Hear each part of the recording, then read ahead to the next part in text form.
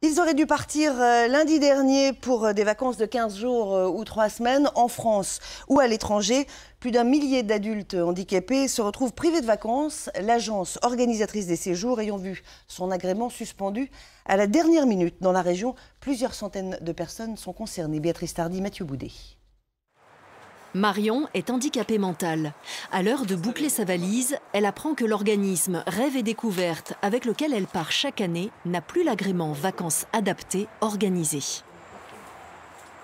Tu vas plus partir, c'est sûr. Ça va aller ?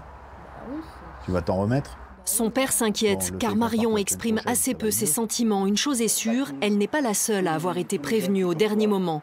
1100 handicapés sur toute la France sont dans le même cas. Marion n'ira pas faire du cheval, elle ne comprend pas pourquoi. Et c'était comment à chaque fois?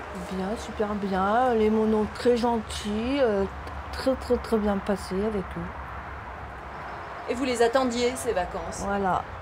Il y a 2100 € que Marion a versés, qui ont été pris de ses économies, qu'elle fait toute l'année en allant travailler à l'ESAT, et qui maintenant sont dans la nature, quoi. Et si je crée ce collectif, c'est d'abord récupérer l'argent de Marion, mais récupérer l'argent de tout, puisque c'est quand même un peu le principe de l'ADAPI, c'est que si on le fait pour un, on le fait pour tous, quoi.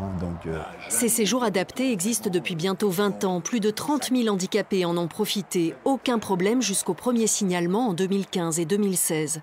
La société est basée en Corse. La préfecture de l'île de Beauté relève alors des dysfonctionnements qu'elle juge dangereux, et notamment des hospitalisations d'urgence non signalées. Joint par téléphone, l'avocat de Rêve et Découverte ne nie pas les faits.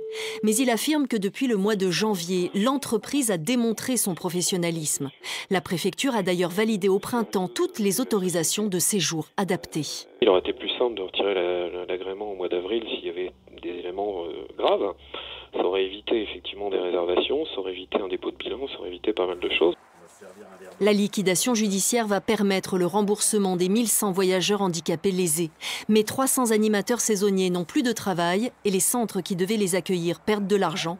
Rêve et Découverte tournent au cauchemar.